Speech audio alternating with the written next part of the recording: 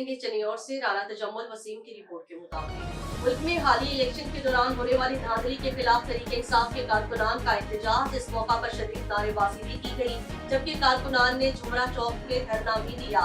माननीय चेयरमैन तरीके इंसाफ इमरान खान की हिदायत पर ज़रिए सदर पाकिस्तान तरीके इंसाफ चनियोर टिकट होल्डर PP 95 मियां शौकत अली एडवोकेट की क़यादत में हालिया इलेक्शन में बदतरीन धांधली के खिलाफ पुरअमन एहतजाजी रैली निकाली गई। रैली थाना सिटी रोड से शुरू होकर मुख्तलिफ रास्तों से गुजरती हुई झुमरा चौक में जाकर इख्तिताम पजीर हुई। रैली में ticket holder NA 94 Mahar Mohammad Khalid, ticket holder PP 96 Mahar Hussain, ticket holder PP 97 मोहतरमा सलीम बीबी समेत पार्टी वर्कर्स अहदेदारान ने भरपूर शिरकत की।